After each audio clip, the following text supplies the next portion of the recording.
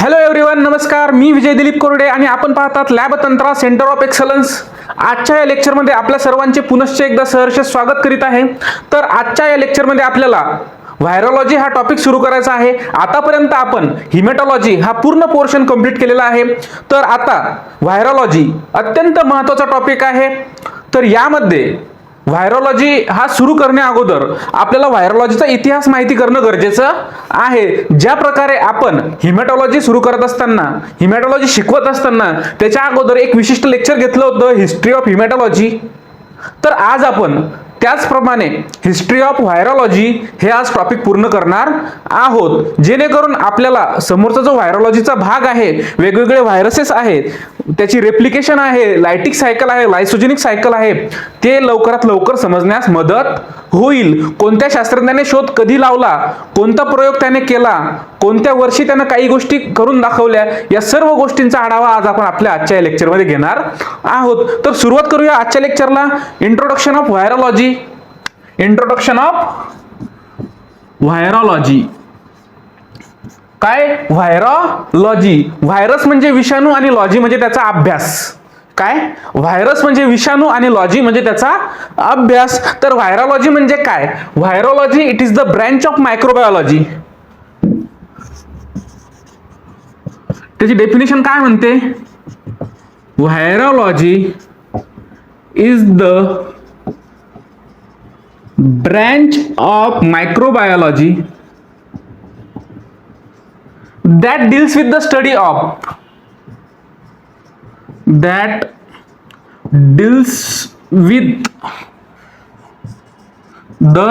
of virus and viral disease. Virology is the branch of microbiology that deals with the study of virus and viral disease. विषाणूशास्त्र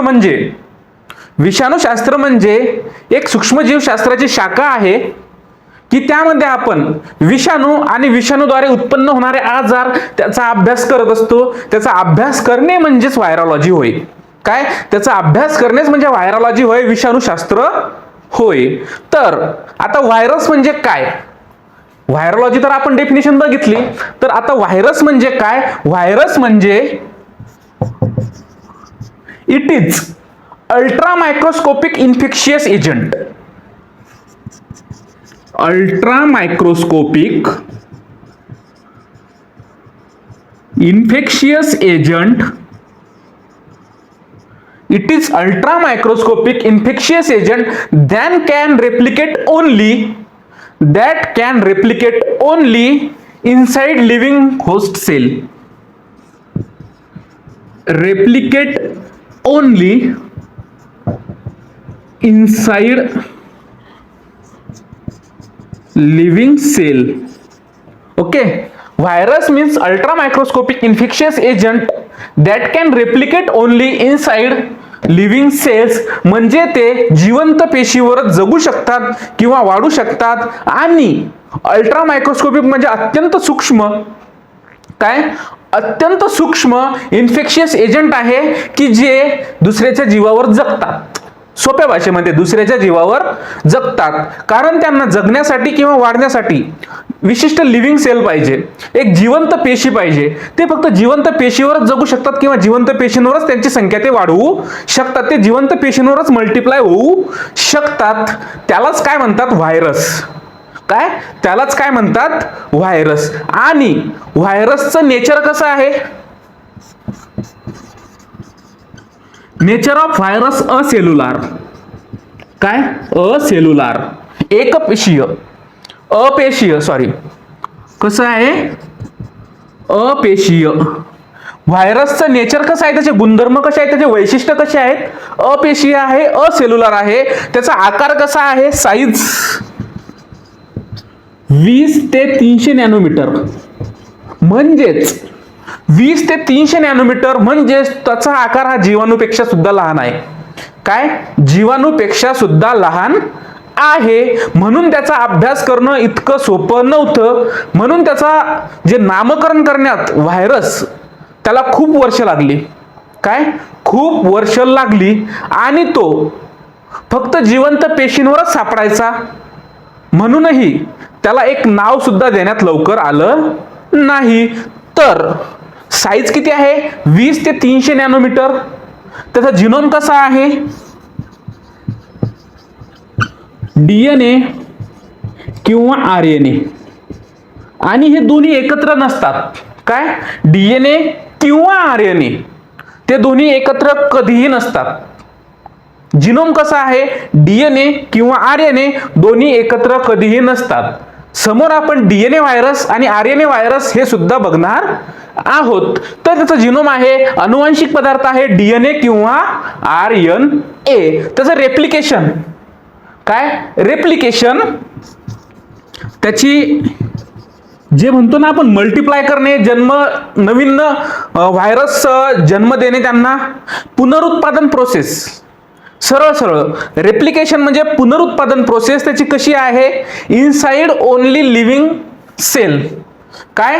inside only living cell. फक्त तो जिवंत पेशीमध्ये जगू शकतो. काय? Living cell. Inside in living cell, तो फक्त जिवंत पेशींवरच जगू शकतो किंवा वाढू शकतो. त्यांची संख्या तिथेच तो वाढवू शकतो. म्हणून काय? नेचर कसं आहे त्याचं? असेल्युलर. साईज किती आहे? 20 ते 30 नॅनोमीटर, 300 नॅनोमीटर. जिनोम कसा आहे? DNA किंवा RNA किंवा दोन्हीही पैकी एक. रेप्लिकेशन कसं आहे त्याचं? फक्त लिव्हिंग सेल्सवर. काय? लिव्हिंग सेल्सवर. आपण याच्यानंतर रेप्लिकेशन ऑफ व्हायरस हे सुद्धा बघणार आहोत. तर आता हिस्ट्री ऑफ व्हायरोलॉजी सुरू करणार आहोत आपण. हिस्ट्री ऑफ व्हायरोलॉजी हे समजलं आपल्याला. Definition: virology is the branch of microbiology that deals with the study of virus and viral diseases. Virus म्हणजे काय? Virus is a ultra microscopic infectious agent that can replicate only inside living host cell. आणि त्याचे features काय काय आहे? Nature त्याचं acellular आहे. Size त्याची 20 ते 300 नॅनोमीटर आहे. जिनोम DNA किंवा RNA किंवा यापैकी फक्त एकच असतो. Replication only inside living host cell. Metabolism absent असते. रायबोझोम्स अब्सेंट असतात. आणि म्हणून ते काय करतात? लिव्हिंग सेल्सवर अवलंबून राहतात. आता आपण बघणार आहोत हिस्ट्री ऑफ व्हायरोलॉजी. तर हिस्ट्री ऑफ व्हायरोलॉजी मध्ये 1796 काय? 1796 ते 2020 पर्यंतचा संपूर्ण इतिहास, जो कोविड पॅन्डेमिक होता तेव्हापर्यंतचा जो पूर्ण इतिहास आहे तो आपण शिकणार आहोत. तर हिस्ट्री ऑफ व्हायरोलॉजी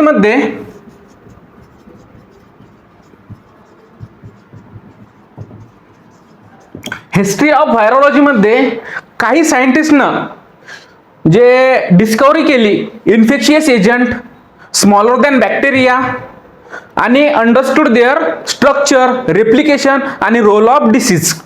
काय? तर हिस्ट्री ऑफ व्हायरोलॉजी मध्ये काही सायंटिस्टने हे डिस्कवर केलं की जे इन्फेक्शियस एजंट आहे तो जीवाणूपेक्षा लहान आहे. त्याचं स्ट्रक्चरवर त्याचं नामकरण ठेवण्यात आलं. त्याच्या स्ट्रक्चरनुसार त्याला ओळखण्यात आलं. त्याच्या रेप्लिकेशननुसार त्याला ओळखण्यात आलं. आणि त्याचा आजार संसर्ग तयार करण्यात त्याचा काय रोल आहे त्याच्यावर त्याचं इन्व्हेन्शन किंवा त्याला ओळखण्यात आलं. तर व्हायरोलॉजी हा शब्द कुठून आलाय? Latin word. काय? Latin word. आणि व्हायरस हा सुद्धा शब्द कोणचा आहे? Latin word. तर व्हायरस म्हणजे काय? व्हायरस म्हणजे पॉयझन. पॉयझन किंवा स्लिमी फ्लुइड. व्हायरस म्हणजे पॉयझन किंवा स्लिमी फ्लुइड. तर व्हायरोलॉजीच्या हिस्ट्रीमध्ये त्याला कशाद्वारे ओळखतात? अगोदर कसं ओळखत होत त्याला? इन्फेक्शियस एजंट आहे, जीवाणूपेक्षा लहान आहे, त्याच्या स्ट्रक्चरवरून त्याला ओळखण्यात यायचं, रेप्लिकेशनवरून त्याला ओळखण्यात यायचं, आणि विशिष्ट आजार तो संक्रमित करायचा, एखाद्या प्राण्याला संक्रमित करायचा, त्याला तो आजार व्हायचा, त्याच्यावरून त्याला ओळखण्यात यायचं. नंतर काय? Virus discovered much later than bacteria. Virus हा जीवाणू नंतर कित्येक वर्षांनी कसा डिस्कवर झाला, त्याचं इन्व्हेन्शन कसं झालं? का? कारण तो त्याच्यात काय अडचणी आल्या. व्हायरस हा जीवाणूपेक्षा एकदम लहान काय व्हायरस हा जीवाणूपेक्षा एकदम लहान, तो ऑर्डिनरी मायक्रोस्कोप खाली दिसत नसे, काय त्याचा अभ्यास करायला जावा तर तो ऑर्डिनरी मायक्रोस्कोप खाली दिसत नसे, तो फक्त लिव्हिंग सेल्सवरच वाढत असे, जिवंत पेशीवरच तो वाढत असे. आणि त्याला बघण्यासाठी शेवटी जेव्हा इलेक्ट्रॉन मायक्रोस्कोपचा शोध लागला तेव्हाच विषाणूचा शोध लागला. आणि ज्या अर्ली कन्सेप्ट आहे, रोगाच्या प्रारंभिक संकल्पना ज्या होत्या त्या काय आहेत? स्मॉल पॉक्स सुरुवातच इथून होते. काय स्मॉल पॉक्स देवीचा आजार, स्मॉल पॉक्स देवीचा आजार. देवी काय अंगावर फोड आणि ताप, फोड येणे, ताप येणे. देवीच्या आजारामध्ये अंगावर फोड येतात, ताप येते. त्यानंतर रेबीज, संसर्गित किंवा इन्फेक्शियस, कुत्रा किंवा मांजर, डॉग अँड कॅट बाईट. काय डॉग अँड कॅट बाईट, जो संक्रमित कुत्रा किंवा मांजर चावल्याने रेबीज हा आजार व्हायचा. पण त्याचा स्पेशल व्हायरस हा माहित नव्हता. त्यानंतर गोवर, मिसळ नाही, काय मिसळ भाजी नाही, मिसल्स. नाही तर काही जण काय करत वाचताना मिसळ, चमचमीत, मिसळ नाही, मिसल्स. काय मिसल्स म्हणजे गोवर, ताप, खोकला आणि अंगावर पुरळ येणे. ताप, खोकला,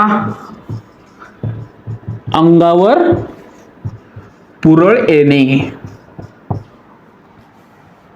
जे अर्ली कन्सेप्ट होत्या small pox, rabies, micelles. Small pox मध्ये काय होतं? फोड येतात, ताप येते. रेबीज कुत्रा आणि मांजर, संक्रमित कुत्रा आणि मांजर चावल्याने. मिसल्स ताप, खोकला, अंगावर पुरळ येतात. आता त्यानंतर पहिला पॉइंट आहे आपला स्मॉल पॉक्स. काय स्मॉल पॉक्स. तर पहिला जो पॉइंट आहे आपला स्मॉल पॉक्स आणि पहिलं वॅक्सिन. काय स्मॉल पॉक्स आणि पहिलं वॅक्सिन. द फर्स्ट वॅक्सिन केव्हा? 1796. Small pox and first vaccine केव्हा? 1796. Edward Jenner. कोणी शोध लावला? Edward Jenner. ध्यानात ठेवायसारखं आहे 1796 मध्ये स्मॉल पॉक्स आणि त्या पहिल्या वॅक्सिनचा शोध कोणी लावला? तर तो लावला एडवर्ड जेन्नर या शास्त्रज्ञाने 1796 या साली. काय 1796 या साली. तर स्टोरी अशी आहे की पहिली लस विकसित झाली 1796 ला, पहिली लस विकसित झाली, फर्स्ट वॅक्सिन. काऊपॉक्स, गायींमधील आजार. काय काऊपॉक्स, गायींमधील आजार. काऊपॉक्स म्हणजे गायींमधील आजार.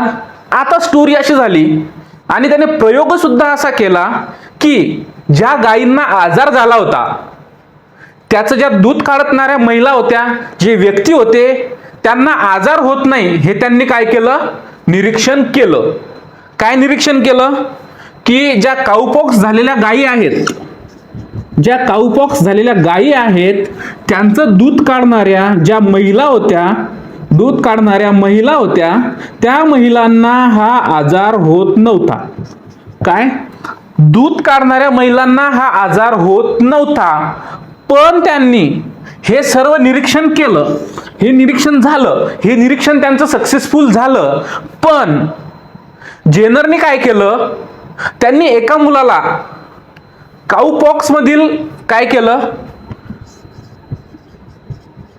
काऊपॉक्स मधील एक पदार्थ दिला. काय काऊपॉक्स मधील एक पदार्थ दिला. पदार्थ म्हणजे काय? समजा त्याचं दूध दिलं किंवा त्याचं इन्फेक्शन त्याला चढवलं. काय काऊपॉक्सचं इन्फेक्शन त्याने त्या मुलावर चढवलं. नंतर त्या मुलाला काय दिलं? जी त्याने लस विकसित केली होती, पहिली लस स्मॉल पॉक्सची. स्मॉल पॉक्सची जी पहिली वॅक्सिन त्याने विकसित केली होती ती काऊ पॉक्सचं काय केलं, त्यानं एका मुलाला संसर्ग केला किंवा संपर्क दिला. एक बच्चू किंवा मुलगा, एका मुलाला त्याने संक्रमित केलं काऊपॉक्स या आजारानं. त्यानं काय केलं, त्याला संक्रमित केलं, त्याचे त्याला पदार्थ खाऊ घातले किंवा दिले, आणि जो काऊपॉक्स दिलेला जो मुलगा आहे मग त्याने त्याला काय दिलं, स्मॉल पॉक्सची वॅक्सिन दिली. स्मॉल पॉक्सची वॅक्सिन त्याला दिली तर त्याला काही झाले नाही. काय, तरीही त्याला काही झाले नाही.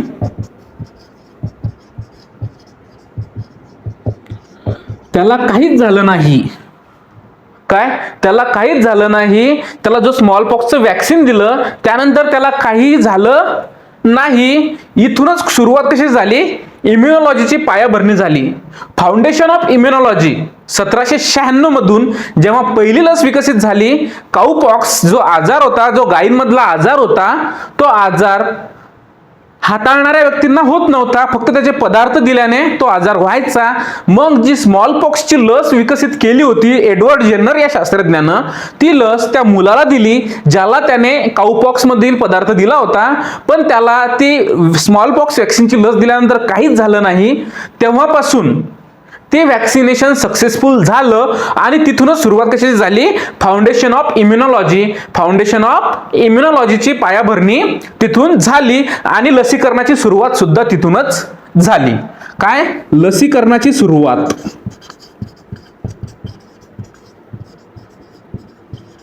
लसीकरणाची सुरुवात तयार झाली होती म्हणूनच त्याला काय नाव दिलं, वॅक्सिन हे नाव दिलं. आणि लॅटिन वर्ड आहे तो व्याक्का. व्याक्का म्हणजे काय, काऊ. काऊ म्हणजे काय, गाय. कारण लस तयार करताना काऊपॉक्सचा वापर त्याने केला होता. काय, लस तयार करताना काऊपॉक्सचा वापर एडवर्ड जेन्नर या शास्त्रज्ञाने केला होता. ही झालं आपलं पहिलं स्मॉल पॉक्स आणि first vaccine. Small pox and first vaccine. आता 1885 मध्ये, आता दुसरं 1885 मध्ये, दुसरं 1885 मध्ये रेबीज. काय, 1885 रेबीज लस विकसित झाली. काय, लुईस पाश्चर या शास्त्रज्ञाने रेबीजची लस तयार केली किंवा रेबीजची लस विकसित झाली. सूक्ष्मजीवांमुळे संसर्गजन्य रोग होतात हे लुईस पाश्चर या शास्त्रज्ञाने सिद्ध केलं. रेबीज, संक्रमित कुत्रा आणि मांजर चावल्यामुळे हा रोग होतो. रेबीज लस 1885 ला विकसित झाली. सूक्ष्मजीवांमुळे संसर्गजन्य रोग होतात हे सिद्ध केलं लुईस पाश्चर या शास्त्रज्ञाने 1885 मध्ये. आणि प्रयोगशाळेत विकसित केलेली ही पहिली व्हायरस लस. काय, आता हा प्रश्न येऊ शकतो, लॅब मध्ये विकसित केलेली पहिली विषाणू लस कोणती, तर कोणती, रेबीजची. काय, रेबीज वॅक्सिन. कोणती, रेबीज वॅक्सिन. त्यानंतर तिसरा पॉइंट आहे discovery of filterable agent. Discovery of filterable agent. Discovery of filterable agent 1892. किती, 1892. तर 1892 या साली फिल्टर मधून जाणाऱ्या संसर्गकारक व्हायरसचा शोध. काय, फिल्टर मधून जाणाऱ्या संसर्गकारकाचा व्हायरसचा शोध कधी लागला, 1892 मध्ये. कोण लावला, दिमित्री इवानोस्की.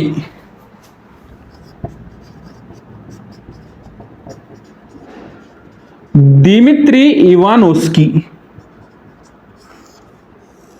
दिमित्री इवानोस्की या शास्त्रज्ञाने काय केलं, वनस्पतीमधील जे संक्रमित वनस्पतीचा रस घेतला आणि बॅक्टेरिया जो गाळणारा आहे, बॅक्टेरिया अडवणारा जो फिल्टर आहे, तो चेंबर्ड फिल्टर किंवा चेंबरलँड फिल्टर मधून तो गाळला.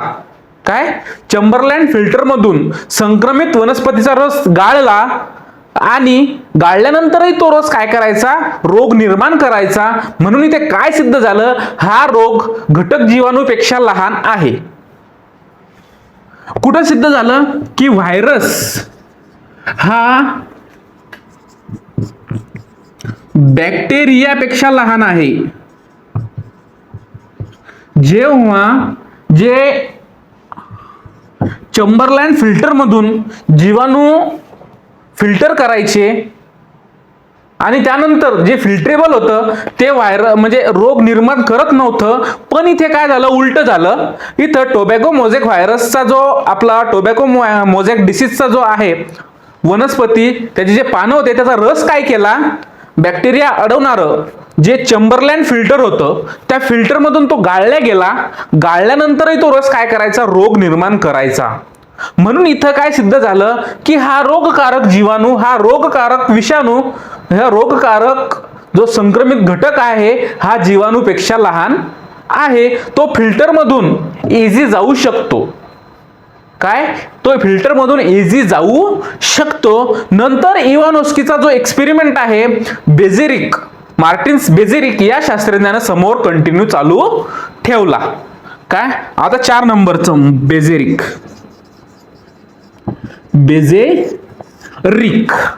बेझेरिक या शास्त्रज्ञाच्या काळामध्ये सरळ सरळ व्हायरॉलॉजीचा जन्म झाला. खऱ्या अर्थानं बर्थ ऑफ व्हायरॉलॉजी. कारण इथून समोरच नामकरण सोहळा या सर्व गोष्टी इथे घडल्या. काय, 1898 मध्ये व्हायरॉलॉजीचा जन्म झाला. हे सर्व लेक्चर आपलं परीक्षेच्या दृष्टीने अत्यंत उपयोगी आहे, हिस्ट्री ऑफ व्हायरॉलॉजी. आणि यावर हमखास एक तरी प्रश्न येतो. काय, हमखास यावर एक तरी प्रश्न येतो. आणि तुम्ही जेव्हा परीक्षेला जासाल तेव्हा हे लेक्चर, या लेक्चरच्या नोट्स हमखास वाचून जा. काय, हमखास वाचून जा. तुमचे 2 मार्क जर का पक्के नाही झाले तर मग बघा, काय, तुमचे 2 मार्क हमखास या टॉपिकवर पक्के होणार म्हणजे होणार. तर दिमित्री इवानोस्कीचा जो एक्सपेरिमेंट आहे तो मार्टिन्स बेझेरिक या शास्त्रज्ञाने समोर चालू ठेवला. त्याची प्रयोगाची पुनरावृत्ती केली. केव्हा केली, 1898च्या काळामध्ये. कधी, 1898च्या काळामध्ये त्यांनी काय केलं, हा जीवाणू नाही, याला वाढण्यासाठी जिवंत पेशी पाहिजे, तो दुसऱ्याच्या जीवावर जगतो, हा संसर्गजन्य जिवंत द्रव्य आहे असं त्यांनी लिहिलं. काय लिहिलं, contagious living fluid. Contagious living fluid म्हणजे तो दुसऱ्याच्या जीवावर जगणारा. Contagious living fluid. काय, कॉन्टॅजियस लिव्हिंग फ्लुइड संसर्गजन्य जिवंत द्रव्य. काय, संसर्गजन्य जिवंत द्रव्य. हा हे कोण सांगितलं, मार्टिन्स बेझेरिक या शास्त्रज्ञानं. केव्हा सांगितलं, इवानोस्कीचा जो एक्सपेरिमेंट होता त्याची पुनरावृत्ती केली आणि हा जीवाणू आहे नाही, याला वाढण्यासाठी जिवंत पेशीच पाहिजे, तो दुसऱ्याच्या जीवावर जगतो, त्याला वाढण्यासाठी एखादी लिव्हिंग सेल पाहिजे, जिवंत पेशी पाहिजे, तो तिथे जगू शकतो आणि त्याची संख्या तिथे तो मल्टिप्लाय करू शकतो. त्याची संख्या तिथे दुपटीने तिपटीने 1000 पट वाढवू शकतो. नंतर शेवटी नामकरण झाले.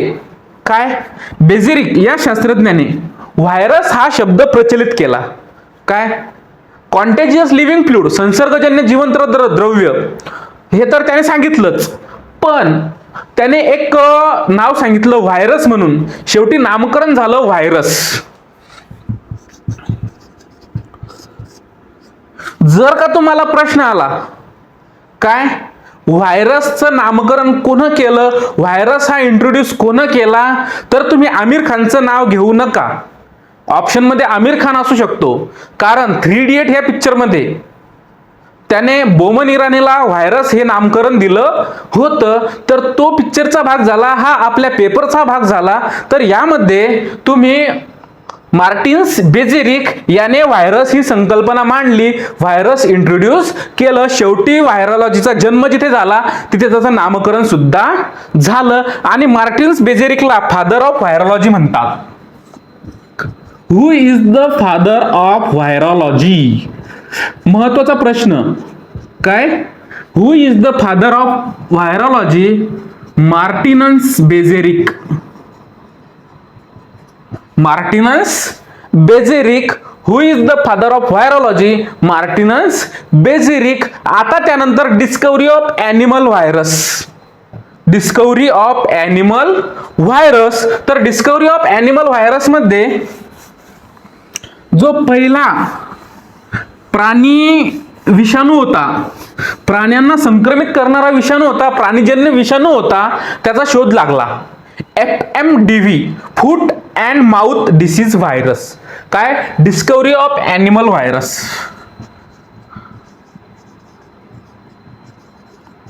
Discovery of animal virus FMDV, foot and mouth disease virus. Foot and mouth disease virus पहिला शोध लागला कधी? 1898 याच साली. काय? 1898 याच साली. म्हणजे सरळ सरळ एखादी गोष्ट कोणी जर का करा लागलं तर तीच गोष्ट शेजारी सुद्धा करतो. काय? तीच गोष्ट शेजारी सुद्धा करतो. सपोज माझ्या घराच्या शेजारच्या एका किंवा मी जर का कपड्याचं दुकान टाकलं तर माझ्या शेजाऱ्याच्या लगेच डोळ्यात येतं त्याला सुद्धा कपड्याचं दुकान टाका वाटतं की याचं किती चांगलं चालू आहे. अरे भाऊ, पण त्याच्या बुडाखालचा अंधार तुला माहित आहे का की त्याला बँकेचे रोज हप्ते किती भरावे लागतात, कपड्याचा व्यापारी केव्हा येतो, या सगळ्या गोष्टी त्याला माहित नसतात. तो फक्त वरतून बघतो, अरे यार वरतून फॅन चालू आहे, 4-5 मुलं कामाला हाताखाली आहे, ते कपडे दाखवतात, हा फक्त पैसे मोजतो. तसं लॅबवाल्याचं पण आहे. यानं लॅब टाकली की दुसऱ्यानं पण लॅब टाकलीच पाहिजे. त्याचं शिक्षण पूर्ण हो ना हो, त्याचं रजिस्ट्रेशन येऊ ना हो, ह्या गोष्टी सध्या घडतात. अशीच गोष्ट ही डिस्कवरी ऑफ ॲनिमल व्हायरसमध्ये घडली. फ्रेडरिच लिओफ्लर आणि पॉल फ्रॉस्ट. फ्रेडरिच लिओफ्लर आणि पॉल फ्रॉस्ट 1898 एकाच वर्षी. काय? 1898 त्याने काय केलं? FMDV हा व्हायरस आहे, याची जी लस आहे ती लस शोधली. जनावरांमधील, गुरांमधील जो आजार होता तोंडाचा आणि पायखुरी येण्याचा, तोंडखुरी पायखुरी अजूनही येतात, त्याचा जो आजार होता त्याची लस शोधली आणि प्राण्यांमधील विषाणूचा शोध लागला. काय? प्राण्यांमधील विषाणूचा शोध लागला केव्हा? 1898 फ्रेडरिच लिओफ्लर आणि पॉल फ्रॉस्ट या शास्त्रज्ञांनी. आणि तो काय? शोधला गेलेला पहिला प्राणी विषाणू होय. आणि विषाणू हे फक्त वनस्पती नाही तर प्राण्यांनाही संक्रमित करतात. हे केव्हा सिद्ध झालं? 1898 या साली. तर आता डिस्कवरी ऑफ ह्युमन व्हायरस. सरळ सरळ जो प्राण्यांमधला विषाणू आहे, जनावरांमधला विषाणू आहे, त्याचा शोध लागल्यानंतर 3 वर्षानं 1901 मध्ये फर्स्ट ह्युमन व्हायरस की जो येलो फीवरवर उपयोगी राहायचा त्याचा शोध लागला. वॅल्टर रीड या शास्त्रज्ञानं. काय? वॅल्टर रीड 1901. वॅल्टर रीड या शास्त्रज्ञानं काय केलं? Yellow fever is caused by filterable virus. याच्या अंगात आता आलं जो पिवळा ताप होता तो कशाद्वारे कॉज केला जायचा? Filterable virus. आणि आपण फिल्टरेबल व्हायरसची जी संकल्पना आहे ती कुठे बघितली? ती संकल्पना कुठे बघितली? 1892 या साली. आणि yellow fever is caused by filterable virus. First human virus is identified. Mosquito transmission of yellow fever की मस्किटो, डास हे ट्रान्समिट कशाला करायचे? पिवळ्या तापेला. Walter Reed 1901 first human virus identify. तिथेच लागला पहिला मानवी विषाणू. काय? पहिल्या मानवी विषाणूचा शोध कुठे लागला? 1901 मध्ये वॅल्टर रीड या शास्त्रज्ञाने लावला. First human virus is identified. Yellow fever is caused by filterable virus. आता इथं मेन नाव ठेवायचा कार्यक्रम सुरू झाला. काय? आता इथं मेन नाव ठेवायचा कार्यक्रम सुरू झाला. Discovery of bacteriophage. काय? Discovery of बॅक्टेरियोफेज. डस्टर कुठे गेलं आपलं? Discovery of बॅक्टेरियोफेज. बॅक्टेरियोफेज म्हणजे काय? बॅक्टेरिया इटर्स, बॅक्टेरिया नष्ट करणारा विषाणू किंवा बॅक्टेरिया इटर्स सुद्धा यांना म्हणतात. डिस्कव्हरी ऑफ बॅक्टेरियोफेज मध्ये फ्रेडरिक टॉर्ट कधी? 1915. बॅक्टेरियोफेज आपल्याला पूर्ण सायकल बघायची आहे. बॅक्टेरियोफेजची पूर्ण माहिती बघायची आहे. त्याचं स्ट्रक्चर बघायचं आहे. टॅडपोल लाईक स्ट्रक्चर असतं त्याचं, ते स्ट्रक्चर पूर्ण बघायचं आहे. त्यामध्ये रेप्लिकेशन सुद्धा बघायचं आहे. कसं? लायटिक सायकल, लायसोजेनिक सायकल, या 2 सायकल सुद्धा आपल्याला यामध्ये बघायच्या आहेत. तर फ्रेडरिक टॉर्ट या शास्त्रज्ञानं 1915 मध्ये ऑब्झर्व काय केलं की व्हायरस इन्फेक्टिंग बॅक्टेरिया, जीवाणूंना काही व्हायरस हे संक्रमित करतात, हे त्यांनी काय केलं? ऑब्झर्व केलं. त्याच्यानंतर फेलिक्स डी हेरेली 2 वर्षानंतर 1917 मध्ये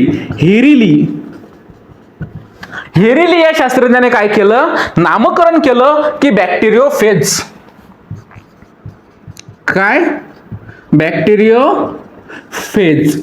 तर बॅक्टेरियोफेज म्हणजे काय?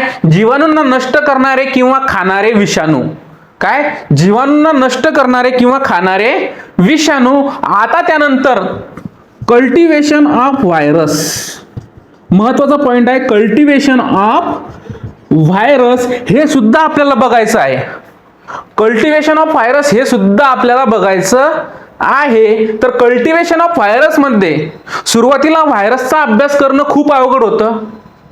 कारण की ते आर्टिफिशियल मीडियावर वाढत नव्हते.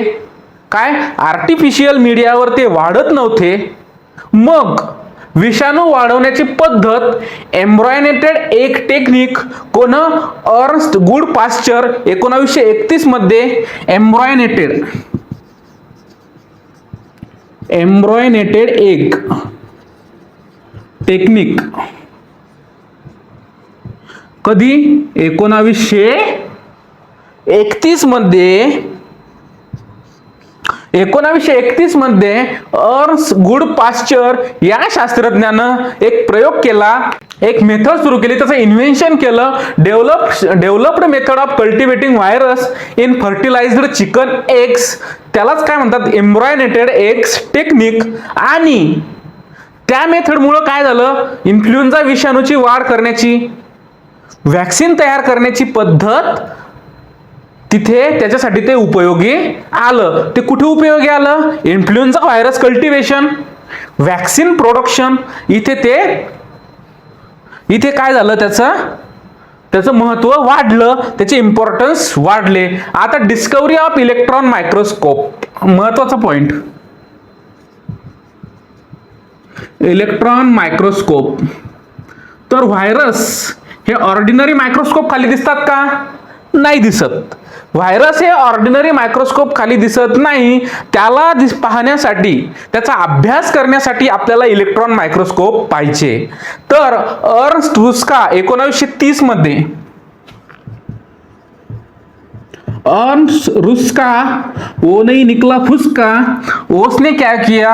1930 में 1930 मध्ये इलेक्ट्रॉन मायक्रोस्कोप डेव्हलप केला. इलेक्ट्रॉन मायक्रोस्कोपचा शोध लावला. Develop electron microscope. काय? 1930 मध्ये त्याने इलेक्ट्रॉन मायक्रोस्कोपचा शोध लावला. का? कारण ऑर्डिनरी मायक्रोस्कोप मध्ये हा जो व्हायरस आहे तो व्हायरस व्हिज्युअलाइज होत नव्हता, व्हायरस दिसत नव्हता, त्याचा अभ्यास करणं खूप अवघड जात होतं. इथेच महत्वाचा बदल घडला व्हायरॉलॉजीमध्ये. इथे काय झालं, डिस्कव्हरी ऑफ इलेक्ट्रॉन मायक्रोस्कोप 1930 मध्ये जेव्हा इंग्रज आपल्यावर राज्य करत होते तेव्हाच अर्न्स्ट रुस्का या शास्त्रज्ञाने मायक्रोस्कोपचा शोध लावला. आपण इंग्रजाच्या ओझ्याखाली दबलेलो होतो, तिकडे हे लोक तिकडे हे शोध लावत होते, आपण फक्त बसलो याचे भांडणं त्याला आणि त्याचे भांडणं याला करत. तर त्यानंतर 1935 मध्ये काय, 1935 मध्ये क्रिस्टलायझेशन झालं, व्हायरसचं क्रिस्टलायझेशन केलं, स्फटिकीकरण केलं, crystallization of virus, crystallization of virus, व्हायरसचं स्फटिकीकरण केलं. कोणत्या, टोबॅको मोझॅक व्हायरस TMV चे क्रिस्टलायझेशन केले आणि यामुळे सिद्ध झालं की विषाणू हे होस्ट सेलच्या बाहेर केमिकल पार्टिकल सारखे वागतात आणि सेलमध्ये सजीवासारखे राहतात. काय, जेव्हा Wendell Stanley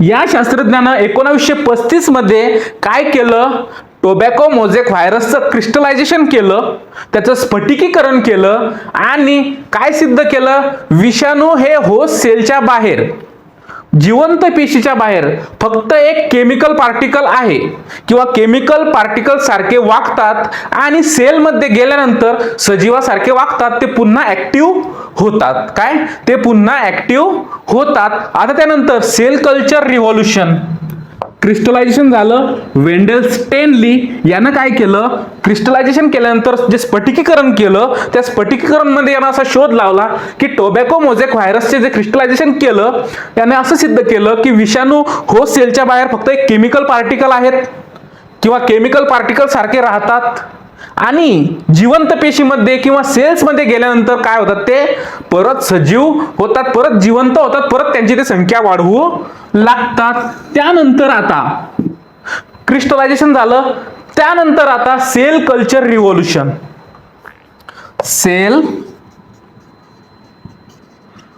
culture revolution,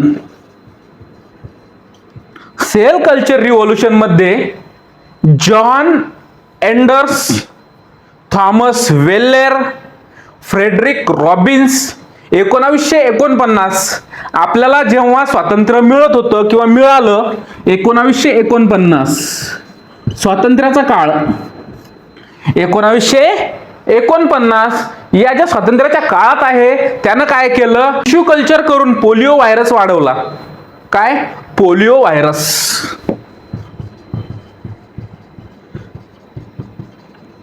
tissue culture करून पोलिओ व्हायरस वाढवला. टिश्यू कल्चर करून यानं काय केलं, पोलिओ व्हायरस वाढवला. कोण केलं, त्रिमूर्ती, John Enders, Thomas Weller, Frederick Robbins या तिन्ही शास्त्रज्ञानं 1949 मध्ये काय केलं, टिश्यू कल्चर केलं, पोलिओ व्हायरस वाढवला आणि पोलिओची लस विकसित करण्याचा मार्ग मोकळा केला. काय, पोलिओ लस विकसित करण्याचा मार्ग मोकळा कोण केला, John Enders, Thomas Weller, Frederick Robbins या तीन शास्त्रज्ञांना, या त्रिमूर्तीनं काय केलं, टिश्यू कल्चर केलं, पोलिओ व्हायरस तिथे वाढवला आणि पोलिओची लस विकसित करण्याचा त्यांनी काय केला, मार्ग मोकळा केला.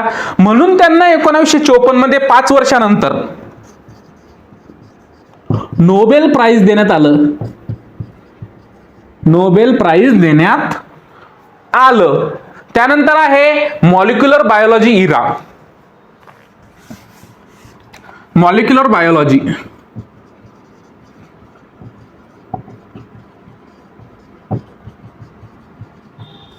मॉलिक्युलर बायोलॉजी इरा, मॉलिक्युलर बायोलॉजी इरा 1950 ते 1970, किती, 1950 ते 1970 हा जो आण्विक जीवशास्त्राचा काळ होता त्यामध्ये काय शोध लागले, त्यामध्ये शोध लागले विषाणूची अनुवांशिकता, viral genetics, DNA replication, DNA ची प्रतिकृती, RNA सिंथेसिस आणि रिव्हर्स ट्रान्सक्रिप्टेज. काय? रिव्हर्स ट्रान्सक्रिप्टेज किंवा रिव्हर्स ट्रान्सक्रिप्शन. आणि व्हायरसचा जेव्हा अनुवांशिकतेचा अभ्यास करण्यासाठी या काळामध्ये व्हायरस एक महत्वाचं पाऊल शास्त्रज्ञांसाठी ठरलं. कधी? 1950 ते 70. कधी? 1950 ते 1970 या काळामध्ये आण्विक जीवशास्त्राचा जो काळ होता तिथे काय काय घडलं? व्हायरल जेनेटिक्स घडलं, विषाणूची अनुवांशिकता कळली, DNA रेप्लिकेशन झालं, RNA सिंथेसिस आणि रिव्हर्स ट्रान्सक्रिप्शन. आणि अनुवांशिकतेचा अभ्यास, जेनेटिक्सचा अभ्यास करण्यात व्हायरस हे काय महत्वाचं ठरलं. त्यानंतर discovery of reverse transcriptase. Discovery of reverse transcriptase Howard टेमिम.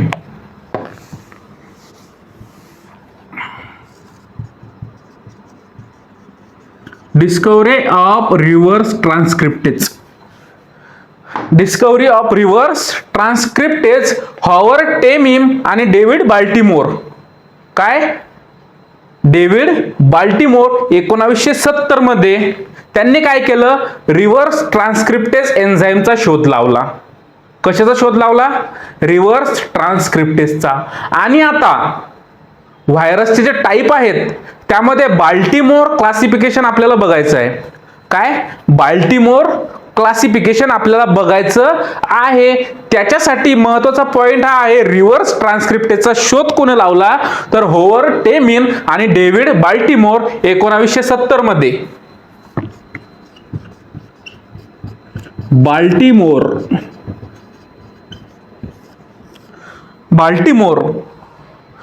याच्यानुसार व्हायरसचा सुद्धा टाईप होतात. आणि या काळामध्ये 1970 मध्ये HIV सारख्या रेट्रो व्हायरस समजून घेण्यास मदत झाली. काय? HIV व्हायरस समजण्यास आपल्याला काय झाली? सुरुवात झाली. केव्हा झाली? 1970 मध्ये, जेव्हा रिव्हर्स ट्रान्सक्रिप्टेज एन्झाईमचा शोध लागला तेव्हा. आणि कोणी लावला? टेमिम, हॉवर्ड टेमिम, डेव्हिड बाल्टिमोर या दोन शास्त्रज्ञांना. काय? या दोन शास्त्रज्ञांनी 1970 मध्ये HIV चा अभ्यास करण्यासाठी रिव्हर्स ट्रान्सक्रिप्टेजचा एन्झाईमचा शोध तर लावला. त्यानंतर 1983 मध्ये डिस्कवरी ऑफ HIV.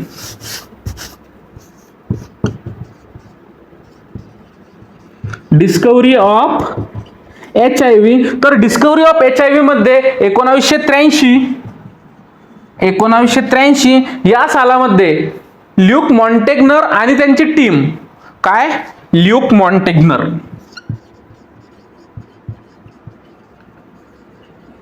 अँड त्यांची टीम. ल्यूक मॉन्टेग्नर आणि त्यांची टीम यांनी काय केलं? मानवाची रोगप्रतिकारक शक्ती कमी करणारा विषाणू शोधून काढला. काय? मानवाची रोगप्रतिकारक शक्ती कमी करणारा विषाणू म्हणून HIV ची त्यांनी ओळख केली. ह्यूमन इम्युनोडिफिशियन्सी व्हायरस म्हणजेच HIV. आणि HIV एड्स हा आजार एक महामारी आहे हे तेव्हा त्यांनी काय लोकांना सांगितलं. आणि तिथूनच अँटीव्हायरल थेरपीची सुरुवात सुद्धा झाली. काय? अँटीव्हायरल थेरपीची सुरुवात कुठून झाली? Discovery of HIV 1983. ल्यूक मॉन्टेग्नर आणि त्यांच्या टीमनी काय केलं? HIV मानवाची रोगप्रतिकारक शक्ती कमी करणारा एक विषाणू आहे, ह्यूमन इम्युनोडिफिशियन्सी व्हायरस. तर अँटीव्हायरल थेरपीची सुरुवात सुद्धा तिथून झाली. आणि एड्स हा एक महामारी रोग आहे हे सुद्धा त्यांनी लोकांना सांगितलं. आता आपण स्वतः बघितलेलं, काय आपल्या जनरेशननं जाणवलेलं एक महामारी आपल्याला बघायची आहे. कोणती? कोविड-19 पॅन्डेमिक. आता कोविड-19 पॅन्डेमिकची शॉर्ट स्टोरी ही सांगते की याने पूर्ण जग एका ठिकाणी आणून सोडलं. त्या कोविड-19 महामारीमध्ये पूर्ण जग हैराण झालं. काय? पूर्ण जग हैराण झालं. का? 31 डिसेंबर 2019 तारखा लक्षात ठेवा. 31 डिसेंबर 2019 मध्ये चायनाने काय केलं? चायनाने काय केलं? अज्ञात न्यूमोनिया रुग्णांची माहिती वर्ल्ड हेल्थ ऑर्गनायझेशनला दिली. पेशंटला न्यूमोनिया झाला पण त्याचं निदान होत नाहीये, तो अज्ञात आहे, फक्त न्यूमोनिया हाच सांगण्यात आला, तो अज्ञात न्यूमोनिया म्हणून सांगण्यात आला व त्या रुग्णांची, जे रुग्ण संक्रमित झाले त्या रुग्णांची माहिती वर्ल्ड हेल्थ ऑर्गनायझेशनला दिली. नंतर हा आजार SARS-CoV-2 या नवीन कोरोना व्हायरसमुळे होत आहे हे आढळलं. Severe acute respiratory syndrome. Severe acute respiratory syndrome.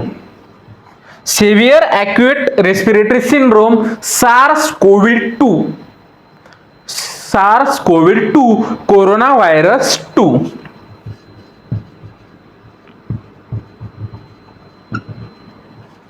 हे नाव त्याला देण्यात आलं. अधिकृत नाव त्याला काय देण्यात आलं? Disease are found to be caused by new corona virus. त्याचं नाव काय देण्यात आलं? Severe acute respiratory syndrome corona virus 2. 31 December 2019 चा तो काळ. तिथून काय झालं? रुग्णसंख्या ही वाढतच गेली. रुग्णसंख्या ही वाढतच गेली आणि शेवटी 11 मार्च 2020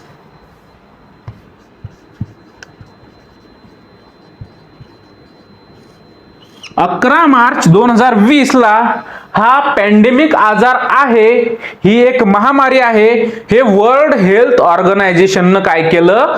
जाहीर केलं. त्यांनी डिक्लेअर केलं की कोविड-19 हा एक पॅन्डेमिक आजार आहे, ही एक महामारी आहे आणि भारतात याचा रुग्ण भारतात याचा रुग्ण केव्हा आढळला? 30 जानेवारी 2020. हा प्रश्न आपल्या परीक्षेमध्ये येऊ शकतो. कोणचा? 30 जानेवारी 2020 मध्ये भारतामध्ये केरळ या राज्यात, कुठं? केरळ या राज्यामध्ये त्रिशूर मध्ये पहिला रुग्ण आढळला. कुठं? त्रिशूर मध्ये पहिला अधिकृत रुग्ण आढळला. कशाचा? कोविड-19 या महामारीचा, या पॅन्डेमिक आजाराचा. हे होतं आपलं कोविड-19 पॅन्डेमिक. आणि हा कोविड-19 पॅन्डेमिक कुठं आयडेंटिफाय झाला? Wuhan, China. Wuhan, China 2019. कुठे आयडेंटिफाय झाला? वुहान मध्ये, चायना मधील वुहान मध्ये 2019 या वर्षी.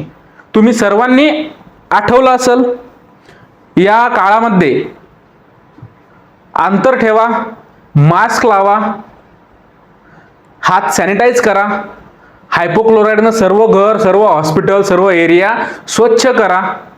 या सर्व गोष्टी 2019-20चा जो काळ आहे त्या काळात कोणीही विसरू शकत नाही. इतकी भयंकर महामारी आणि इतकी भयंकर दुःखद घटना त्या काळात घडत होत्या.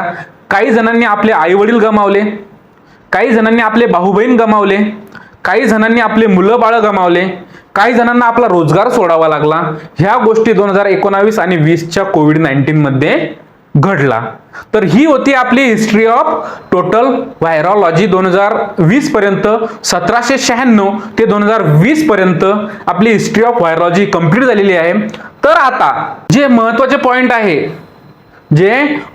पॉइंट आहे इम्पॉर्टन्स ऑफ कॉम्पिटिटिव्ह एक्झामच्या दृष्टीने आपल्या, who is the father of virology? Martinus Beijerinck. First virus discovered, tobacco mosaic virus. First human virus, yellow fever virus. First animal virus, foot and mouth disease virus. आणि first vaccine, smallpox vaccine, या सर्व गोष्टी आपण 1796 ते 2020 पर्यंत Covid pandemic पर्यंत पूर्ण history of virology आजच्या लेक्चरमध्ये आपण बघितलेली आहे. तर आपण आता इथून पुढं structure of virus, replication, cultivation, त्याचे वेगवेगळे आजार, हे सर्व आपण आता बघणार आहोत. तोपर्यंत तुम्ही आपलं लॅबतंत्रा हे ॲप्लिकेशन अजून डाउनलोड केलेलं नसेल तर डाउनलोड करा. चॅनलला सबस्क्राईब करा, आपल्या यूट्यूब चॅनलला, इंस्टाग्राम चॅनलला सुद्धा सबस्क्राईब करा. आणि तुम्हाला व्हिडिओ जर का आवडला असेल, तुम्हाला जर काय लेक्चर समजत असेल तर आपली बॅच घेण्यासाठी तुम्हाला काही हरकत नसावी. आपली बॅच फक्त 799 मध्येच उपलब्ध आहे आणि 30 जून पर्यंत जर का आपण बॅच घेतली तर आपल्याला ही बॅच 199 रुपयाचा डिस्काउंट करून मिळून जाईल. तर चला भेटूया नवीन लेक्चरमध्ये.